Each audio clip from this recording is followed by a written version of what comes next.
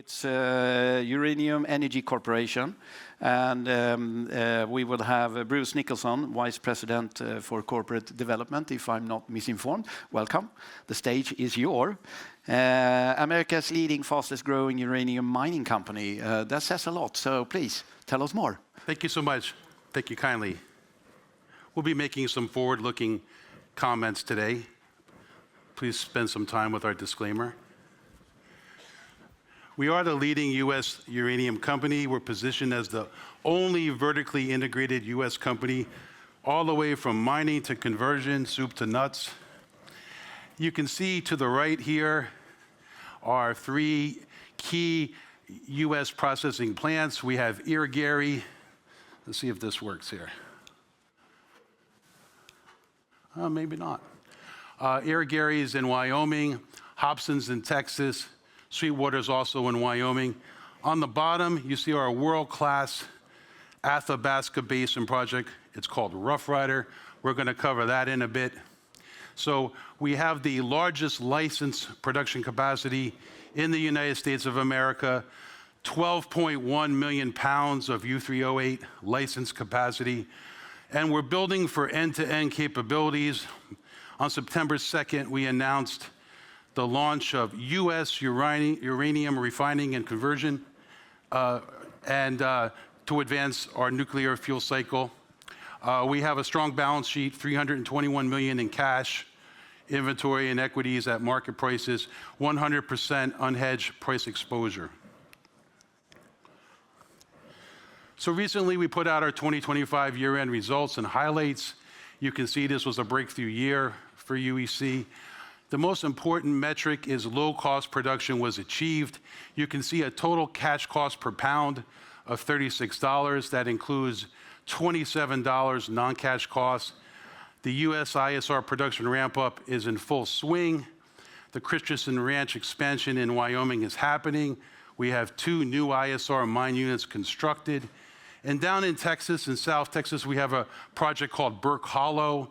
It's America's next ISR mine, and we're targeting a December 2025 startup at the Burke Hollow project. And this establishes our 3rd U.S. hub and spoke platform with the accretive acquisition of Rio Tinto Sweetwater Complex. Oh, you want me to stand here? Yes. Sorry about that.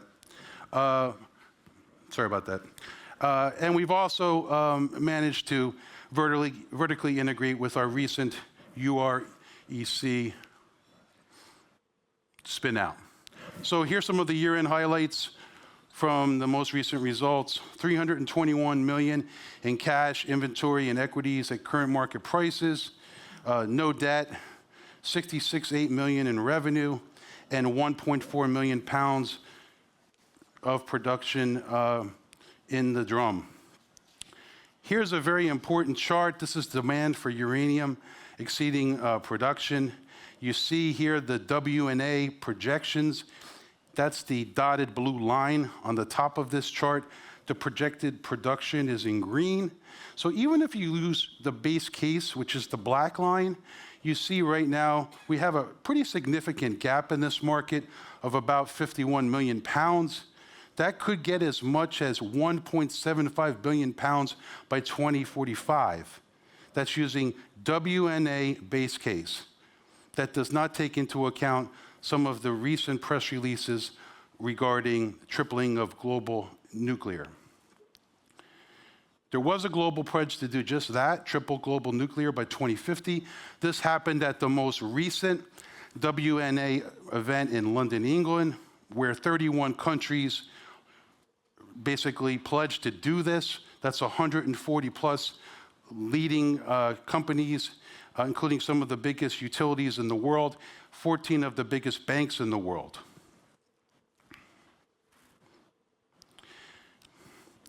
And as you can see, domestic uranium has really taken center stage with some of the big announcements that many of you have seen coming in from the tech companies, the hyperscalers, Amazon, Microsoft, Meta, NVIDIA. It's a who's who of tech, all wanting and needing nuclear fuel. And this is in keeping with President Trump's executive orders to build out the nuclear power base in the States. And these are some of our partners, including Terra, Department of Energy, and Radiant. This is probably the most important slide in terms of understanding how we got here as a company, in terms of making bottom-of-the-cycle acquisitions to create the largest footprint in the United States. It goes back to 2017 when we first did the Rio Tinto, or I should say Reno Creek acquisition back in 2017. That got us into Wyoming. And if you look in rapid succession, 21, 22, 23, 24, we did pretty much a deal a year. And you can see by the flags, 2 of those were in the States, 2 of those were in Canada. The Uranium One deal in particular really put us on the map. That put us into Wyoming with a processing plant. UEX and Rough Rider were 2 significant transactions in Canada. We'll get to Rough Rider in a minute. And Sweetwater, that was our most recent acquisition in Wyoming. If you look at the largest publicly listed Americas-focused portfolio, you can see where we stand versus our peer group, and this asset base in excess of 500 million pounds. That's measured, indicated, inferred, and historical versus the peer group that you see to the right. How does it shape up? To the left, you will see Wyoming and Texas. To the right, you will see some of the projects that we acquired through UEX and Rough Rider, Shea Creek, Millennium, Horseshoe Raven, Christie Lake. Also, a couple of hard rock projects in Arizona. That would be Anderson and Workman Creek. Again, 4 hubs, 3 of them in the States, 1 in Canada.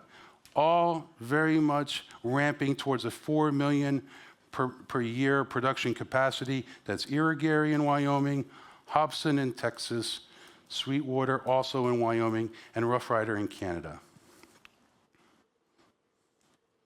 And this is the recent launch of United States Uranium Refining and Conversion. We launched this September 2nd, and as you can see here, we have the capability to move now vertically in the fuel cycle. This is a little bit about in situ recovery, how it works. It's really just drilling water wells. Here's the Irigaray Central Processing Plant. This is what we acquired from the Russians. It's in production. It's got 4 million pounds per year licensed production capacity, 4 fully permitted projects, 17 satellite projects. You see the ones that have stars are the ones that are fully permitted. That would be Christensen Ranch, Moore Ranch, Reno Creek, and Ludeman. A photo inside the plant. Aerial view of the Irigaray Central Processing Plant. You can see a little bit of what it looks like with our logo, the U.S. flag demonstrated proudly, some of the plant infrastructure. We recently had a production milestone at Irigaray, sort of a proof of concept, if you will, 130,000 pounds of precipitated uranium for the fiscal year ending July 31. Again, the cash cost came in extremely competitive, $27 per pound, 36 all in, including non-cash costs. Some photos of Irigaray, Christensen satellite, and some stuff from the field. Sometimes people will ask, well, how are you going to feed Irigaray? What are the key projects in the portfolio feeding into that processing plant, that central processing plant? It's 3 really. It's Reno Creek, what we acquired in 2017, Ludeman, and Moore Ranch. Reno Creek is probably the most interesting of the 3 by virtue of its size, 26 million pounds M&I, 1.5 million pounds inferred. It's 50 miles by road to Irigaray, so it's quite close to be processed. Ludeman, a bit smaller than Reno, 9.7 million pounds M&I, 1.3 million pounds inferred. And there's engineering underway for the plant facility. A little bit further away, 120 miles by road to Irigaray, CPP, and Moore Ranch is the smallest of the 3. Also, about 120 miles from the CPP. Here's the Hobson Central Processing Plant. We acquired this pre-Fukushima, again from the Russians, 4 million pounds per annum licensed production capacity, 3 fully permitted projects, 5 satellite projects. You see the ones with the green arrow, Goliad, Burke Hollow, and Palangana have those permits in place and they're ready to produce. You can see here the construction progress at Burke Hollow, aerial view of the plant.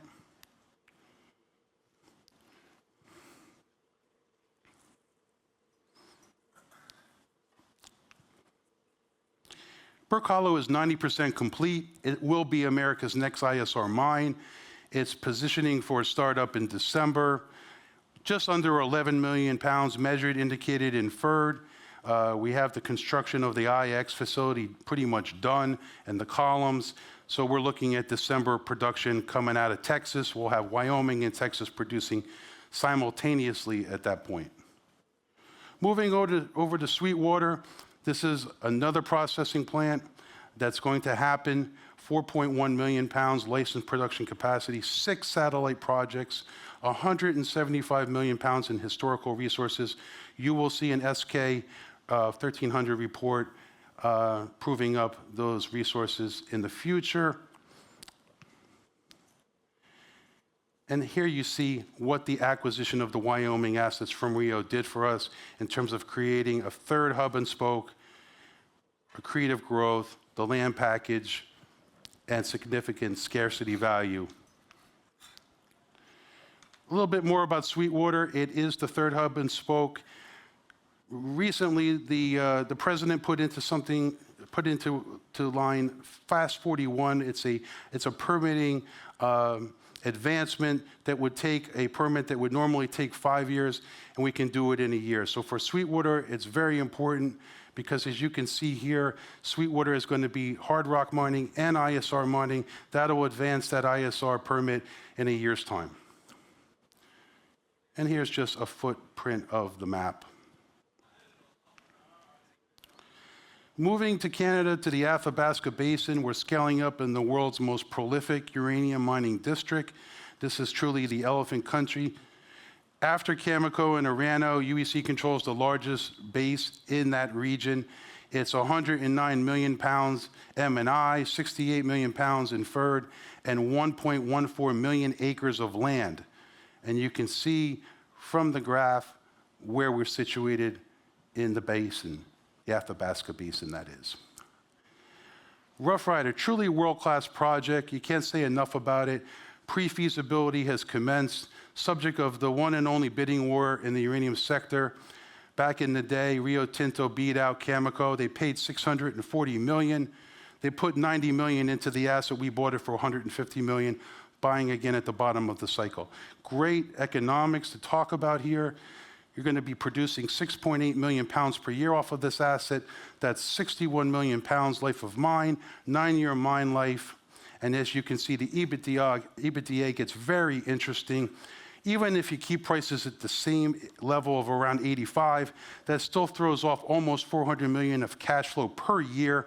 But if you get back to all-time highs around 150, that EBITDA rises to 730 million per year for that one world-class asset. We're very excited about the leverage to the uranium price that Rough Rider possesses.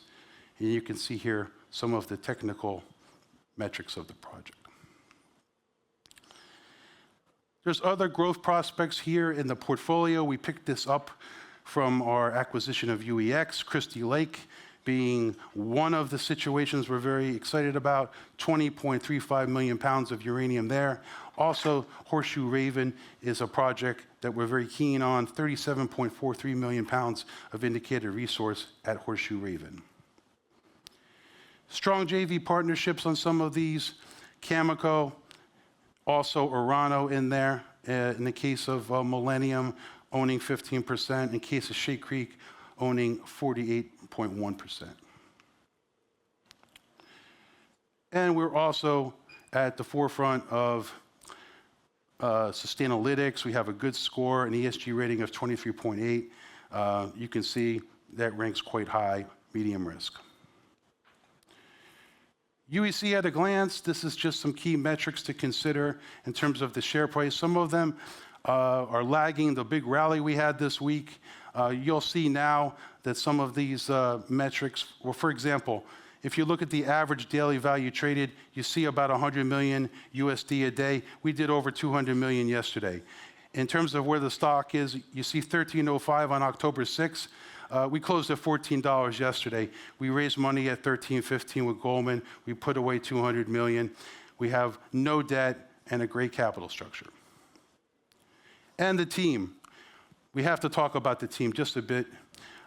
Great world-class team from left to right. Amir Adnani, CEO, founder, sits on the World Nuclear Association board. Spencer Abraham, former Secretary of Energy, Bush administration. Scott Melby, he is the president of the Uranium Producers of America. He is also CEO of Uranium Royalty. Brent Berg, ran Cameco's ISR in Nebraska and Wyoming, over 20 years experience. And Donna Witchers, who worked for the Russians, worked for Uranium One as COO for many years, a technical expert in the field of uranium. And this is just some of the pipeline that we possess moving forward with some of our other projects. We're very keen on, especially the ISR production platform to the far right. As you can see, that represents a 12 million production base in terms of pounds. And kind of wrapping it up, we're going to just leave you with a couple thoughts. 12.1 million pounds of combined U.S. licensed production capacity. That's the key takeaway. That's from the 3 hub and spokes in Wyoming and Texas. And you have the Rough Rider project, which is a world-class asset, coming online with a pre-fees by the end of the year. Strong balance sheet, no debt. Stock's at an all-time high. We have great sector fundamentals behind us. And with that, I'm going to give it back to, I guess, the moderator, and we can go from there. Yeah, so let's have some questions. Thank you for that. Oh, sure. And if you stand here, then the camera will be able to catch you. We can stay right here. I have to expose my ignorance here, because when it comes to uranium, how is the price set? Yeah, the price set is, let's talk about the spot market versus the long-term market. Mm-hmm. So historically, the long-term market has dominated. That is, let's say, a contract you would sign with a utility would represent, let's say, 80% of the market. The remaining 20% of the market we would place into the spot market. The spot market, it could be anyone. There's nuclear fuel brokers. There's utilities buying and trading. Japanese trading houses are quite active in this market. And even uranium producers themselves. If you have a production shortfall and you need to deliver it, let's say, to a utility, you might go into the spot market, grab 500,000 or 1 million pounds so that you can deliver as per a contractual agreement you may have with a utility. It's basically an 80-20 split. Okay, and I think you answered one of my questions here, and I'm looking out. So you can sell to anyone? There's no restriction on the buyer? No restriction on the buyer. We pride ourselves on being 100% unhedged in our book. That is to say, we don't have any commitments because we really want to give our shareholders the most torque and leverage to the uranium price. You'll see some of our competitors do it a bit differently. They'll sign contracts with ceilings and floors. We're not big advocates of that. The last thing our shareholders want and need is a ceiling, so that if the price of uranium goes back to all-time highs, which we believe it will happen in this cycle, we want to make sure that there's no ceiling preventing our shareholders from reaping those benefits. And we have a question here, please. Could you please enlighten me on any difference in profitability between hard rock extraction and the in situ extraction? Excellent question. I would say the reason that UEC is in business now and producing in Wyoming is actually, it points to your question.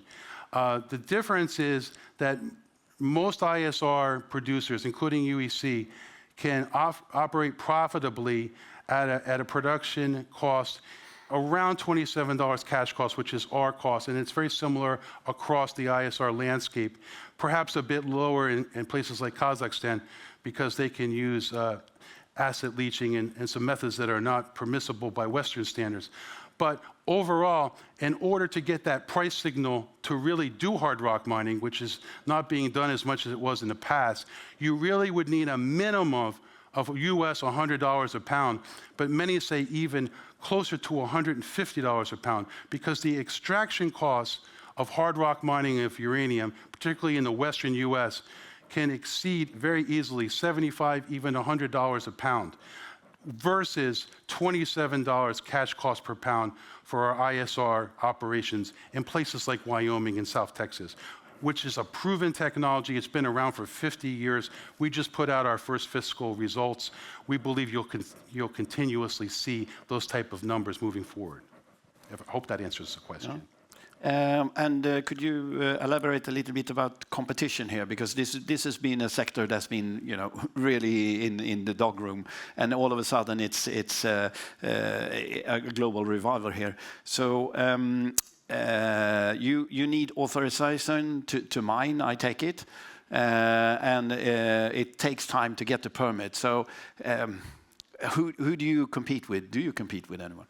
Yeah, so in terms of permitting, the good news is many of our projects are fully licensed and permitted already, and the ones that are not, the good news is, for example, we just acquired some assets from Rio Tinto, which are called Sweetwater. That's also in Wyoming, by the way. We believe that could be coming online in the next 2 years, but that's a great example. The old regime, pre-Donald J. Trump, that could take upwards of 5 years to receive an ISR permit to mine ISR in the state of Wyoming. Trump has come in, completely overhauled permitting. He's created something called Fast 41. Fast 41 takes a 5-year permitting process, narrows it down to a year. He's been basically taking a blowtorch to all the bureaucracy in Washington, D.C. He's shuffled up the NRC. He's making bold moves to move these projects forward. And not just in uranium. He's making big moves in rare earths, lithiums. He's the most pro-mining president since Herbert Hoover. Okay. He's been great for the sector. We haven't had a president or an administration that cared about mining like this man in many, many years, maybe 100 years. So we're just ecstatic at what we see in the U.S. And you raised capital, and that was easy? Yeah, you know what, easier than we thought in a market like this, with our good friends Goldman Sachs leading the deal. We put away $200 million about a week ago at US $13.15 a share, and guess what? We closed at $14 yesterday, all-time high close. So the market certainly endorsed that transaction and the use of proceeds to move our efforts into more vertical integration in the fuel cycle. You'll hear more about that, by the way, in the coming weeks when we put out more press releases about that. And I know you mentioned no debt. Is that and a strong cash position? Is that by necessity or by choice? Yeah, we have many opportunities, and our peers have taken advantage of many opportunities. As you know, the convertible bond space is on fire. Some of our competitors have put away big convertible bond raises. Many of our competition have convertible bond debt. We prefer to be a bit more conservative than that. We believe in having a debt-free balance sheet, and we're a very liquid stock, and we have a very tight capital structure. We've never done a rollback, so it's worked out well for us. Yeah, it seems like you're ready for the future here. And you mentioned that we will get more information on the financial side. So is that what you want the market to look for in the near term? Yeah, I would say before year end, let's say by Christmas, you'll see updates on URNC, the refining and conversion effort. You'll see an update on the Rough Rider project in Athabasca, on the pre-feasibility study, and perhaps even some more comments about how Sweetwater is going in Wyoming. So those 3 big key areas. So it will be a busy space. A busy space for sure. Yeah. All right, Bruce, thank you so much. Well, thank you so much. Great event. Yeah. Quick question. We'll give you a great applause.